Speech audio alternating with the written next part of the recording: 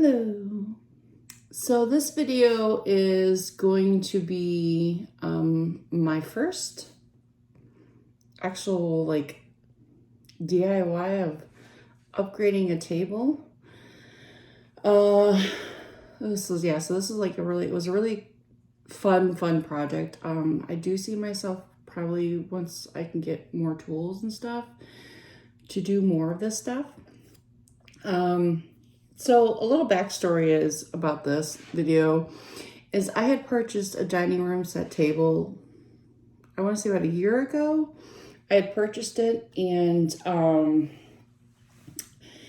it wasn't in the best shape. I mean, you'll see throughout the video of all how bad it looked. However, the padding on the chairs were not that bad. Over time, they kind of like flaky and you'll see in the video. And you'll see pictures of it that I'll be putting in the video. So, but anyways, I had purchased this table a year ago and I was originally going to upscale it way back then. Things happen. I ended up not doing it. I want to say it was about a year ago. It might have been 2 years ago now that I think about it. I think it was maybe about like 2 years ago. So yeah, this table definitely sat for quite a while. But the actual table, like you're seeing here, it was awful. The top coat that they put on, the polyurethane they put on, it was, for some reason, it was cracking kind of like in there, and it was really like gunky and sticky, like almost if they had spilt a bunch of stuff on it, or this sat out in weather, and it just, the polyurethane became really sticky and thick for some reason. I'm not sure if that's the case. I've never seen this happen to a table before. Sadly, I did not get a before. I wasn't thinking to get a before shot of what it looked like for the table. I did for the chairs. I did remember to do that. So, but anyways, yeah. So I purchased this table, I want to say about 2 years ago. And I finally got around to doing what I was going to do. I am extremely happy with the outcome. I will have some future work to work on the chairs down the line in the base of the table, which I explained in the video as well. So yeah, that's kind of a little understanding of what this video is about. It's basically just me rehabbing this whole table and my journey on doing it. So I hope you guys enjoy it. Excuse my editing skills because I'm just using the iMovie thing. I don't have any editing program. I may use the iMovie program, or I may end up using something else I have on my phone. So yeah, so here we go. So here is the first day where I did the first day of sanding. And then here, this is the next day where I finish up getting all the rest of that goop off of there. And then here is the stain. I went with the black cherry to match the backs of the chairs. And then this is the cushions from before, how awful they were cracked up, falling off. I mean, it was just really not that good. Here you can see where the paint had wore off. So it looks like at one point the chair was yellow, then white, and then they spray painted black. I'm doing a black, so, but yeah. First coat of polyurethane's on. It looks pretty darn good. Very proud of myself. Once it's dry, it says 2 to 3 hours, but I am gonna wait until tomorrow to sand this down, because as you can see the sun's going down, so that at least use up some of this time to wash the chairs and get ready to spray paint tomorrow morning too. Yeah, this is where we're at so far. This is the second coat. You're still gonna see a little bit of where the wood, natural wood pieces are in, but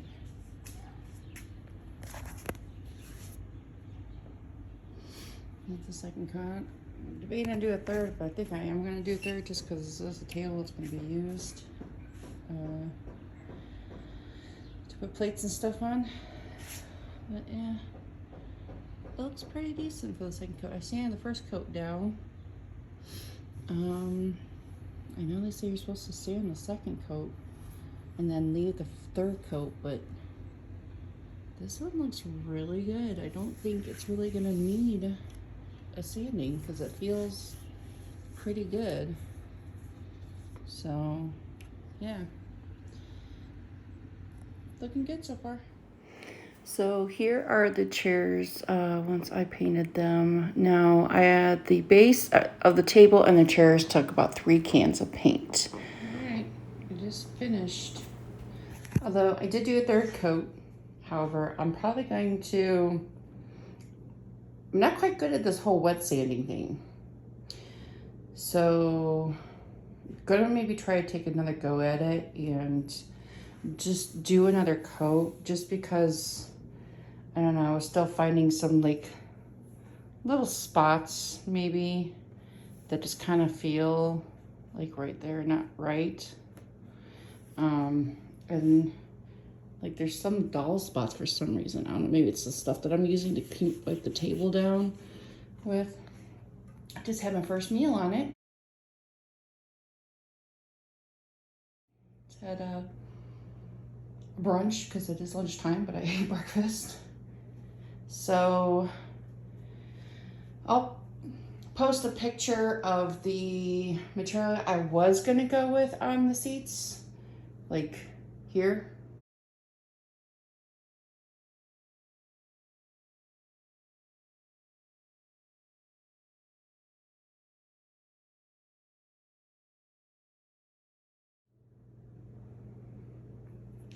And then, but I kind of didn't want to talk your kind of, sorry, she's laying right in my way as I'm trying to walk around.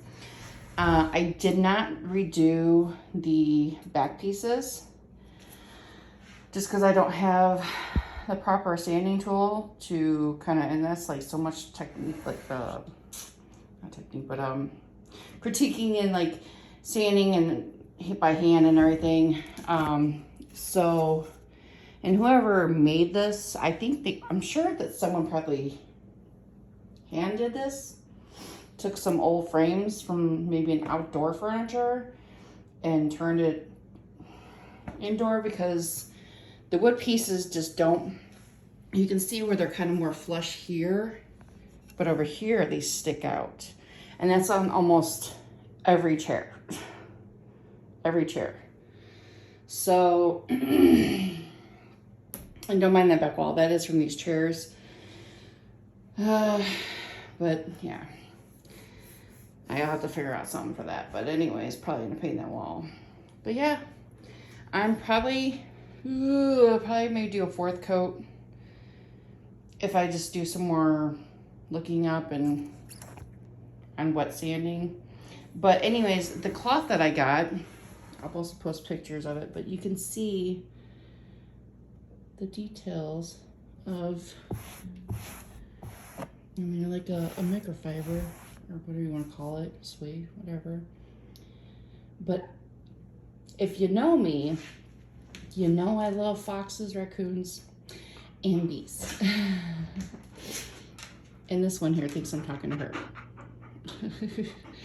But yeah. So I put the top coat of the black there, and I did the base on the table, and then I put little felt tips on the bottom here. Ooh, shoot. And which now they slide so much better. They don't stick to the floor. They're leaving black marks over the floor. It was a pain in the ass. But I am, for being my first time ever doing something like this, I'm ecstatic. I am like beyond blown. Like this was the first chair I finished, like the cushion and everything. I just couldn't stop. Like every time I was like in the process of reupholstering the other cushions, I kept stopping and smiling and looking at this one. I was like, I love it. Oh my God, I just can't get over it. I love it, love it, love it, love it. So I am extremely happy with this for being my first time ever doing this by myself. However, I had the help of my father through Facebook. Thank you, Dad. I appreciate this. Appreciate you helping me with all my steps and knowledge. And I want to thank my grandma above, who was in heaven, rest in peace. I grew up with her doing reupholstering on furniture, so I kind of picked up a lot of my techniques from YouTube videos and what I learned from her. So future project for this. Some of these, let's see, are all, like, they kept messing up just because I said whoever did these didn't do it right. And you can tell that they didn't put a gloss coat on this. But yeah, they're all messed up. However, for right now, they work just fine. And my daughter was saying I need to put like a top coat on the black. And I'm like, are you kidding me? I'm like, no, it's not happening. Not right now, at least. Because she's saying this needs some protection because don't scrape or get any of the paint off of it. So yes, plans future. Maybe once I move and get it settled in the house, I'll do a top coat, and maybe with some better tools when I have some, I will redo some backs for this. Maybe if I make a trip to Arkansas, me and my dad could do it as a project. I'll just bring some of these with, and maybe a chair if I have to. And so we have something to work with. And it'd be a project for me and my dad to do when I'm visiting or something. But yeah, so I'm happy. It looks so beautiful. Yes.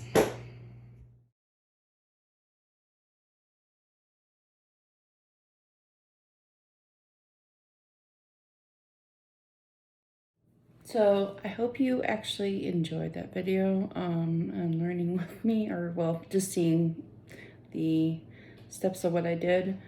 And maybe when I do some future furniture, I will go ahead and film me doing a lot of it, so that way it could be kind of like you learn with me kind of thing. So again, with that fabric, reason why I didn't go with the original fabric is because I picked it originally just because of the fact that it has some of my favorite colors in it, and it would just match a lot of like the theme. I'm gonna turn this a little bit. It would match the colors that would be I'm planning on trying to go with the kitchen, and but I started thinking about it, and again, if you know me, my favorite season and my favorite holiday is fall and Halloween. So, but I wanted bees, so I seen a bunch of fabrics. There was a ton of fabrics there that had bees on them, like anything, like even just a honeycomb pattern itself. And so, but my daughter spotted this one, and she was picking out a lot of them, and I was just like, no, I'm just not feeling it, I'm not liking it. And finally I was like, you know what, I need to go with a solid color. This way, if I go with a solid color, it's not like I can basically work with it. I can maybe do like different kind of like cloths on the table to kind of do for decoration themes. And when she spotted that, I was like, it's perfect. I mean, it's literally perfect because It's kind of like the goldish yellow. And I figure this way it goes with fall. The color goes with fall. It goes with Halloween. It goes with Christmas even. So, I mean, it goes with all the holidays. And then spring. So, it's an actual neutral color that goes perfectly with all different themes. So, and then it would also kind of go in with, blend in with a lot of the color themes I'm planning on doing for pots and dishes and stuff like that. I plan on having some yellows and that stuff as well. You need to sit down. You're clinking your teeth. Yes. So, but yeah. So I hope you enjoyed the video. And then I just wanted to end that with a little bit of more understanding of why I went with the fabric I went with. I mean, I'm not going to return that fabric I bought, but I'll probably find something. I'll find something to make out of that. Maybe, I don't know. We'll figure something out. But anyways, you guys all have a wonderful day. And I'm going to end my video like I end my streams all the time. I want everyone to wish you a wonderful day, evening, night, wherever time it is where you're at. Try to make sure you send out positivity in the world. Always try to make someone's day a little bit brighter. Even if it's just to tell them that their hair is beautiful, or just give them a compliment. Like, do something great in the world. Be that person that will help slowly change the world to a better place. Ugly gets nowhere. So, as always love, never hate. Love you all, and have a wonderful night, day, or evening.